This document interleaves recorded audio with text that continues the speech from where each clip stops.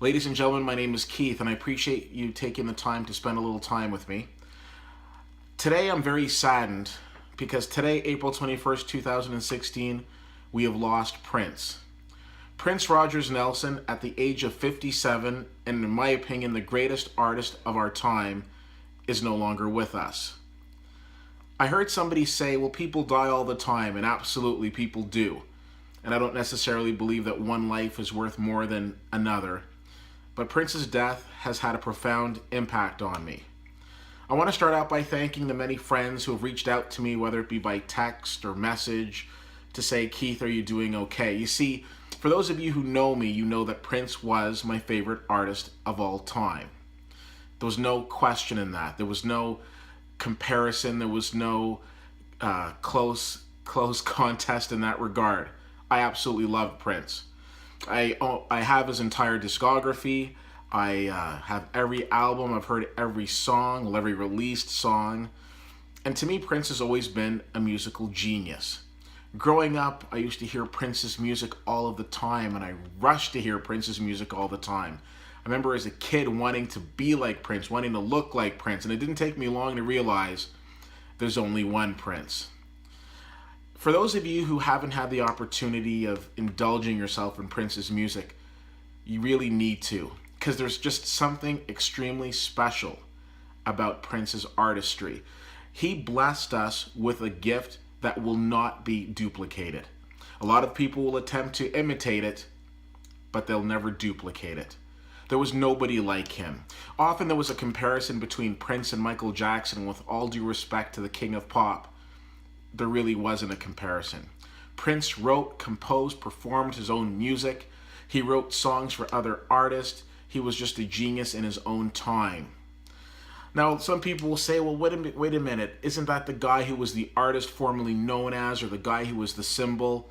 Well, when you go back and you read the history of Prince, what you'll understand is that he was in contract disputes. And being in the contract disputes that he was in, he wasn't able to call himself Prince anymore, so he reverted to the symbol, or the artist formerly known as. And for a time, he had the word slave written on his cheek to signify how he felt imprisoned by the record companies.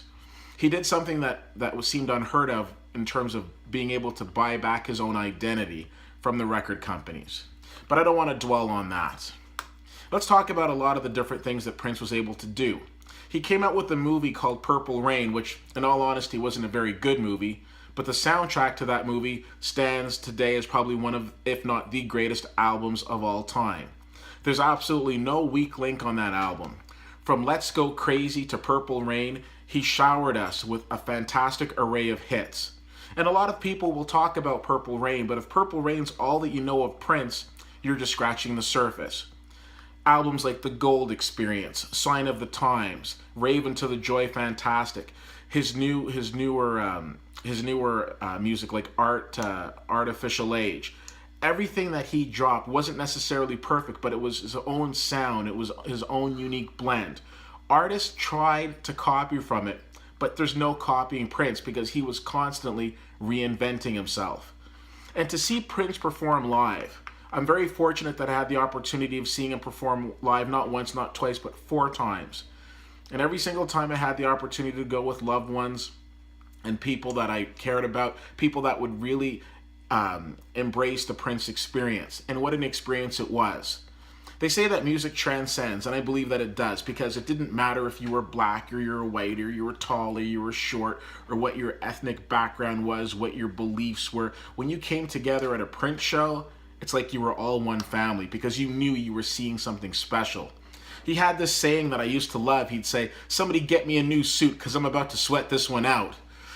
Because when you went to see Prince, you weren't coming for some sort of 60 or 90-minute show.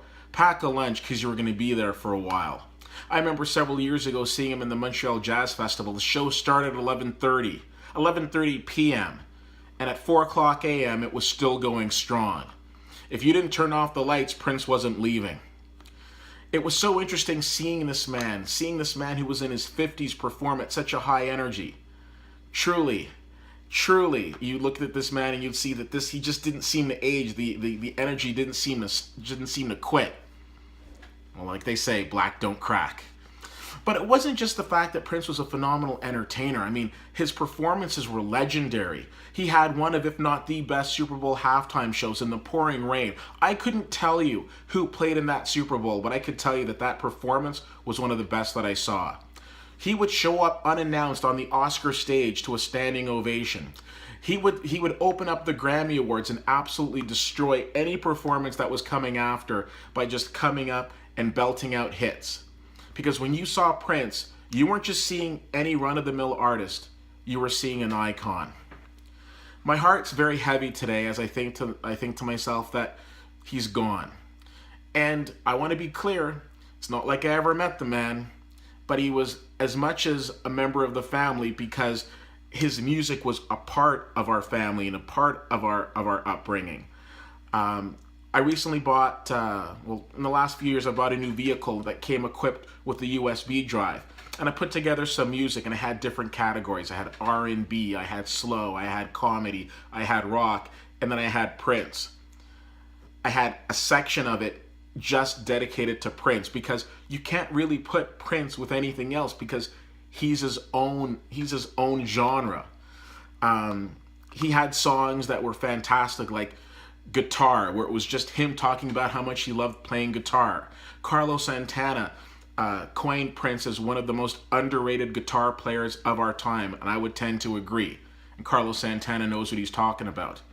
Have you ever walked up to somebody and said, "I hate you"?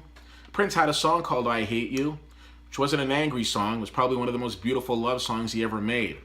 His rendition of Nothing Compares to You was fantastic, but nothing compared to hearing that song live. I've seen tweets today, and one that really set the mood was, this is what it sounds like when the world cries. We lost an icon today. Everything seemed to stop with this news. Major news outlets were covering it, and it didn't take long from the White House for there to be a statement from the President of the United States on the occasion. You're gonna, for those of us who are huge Prince fans, you'll look back and you'll think of where you were when this happened. And regardless of where you were, the fact is that it happened. It's a sad day for music, and it's a sad day for myself as a Prince fan.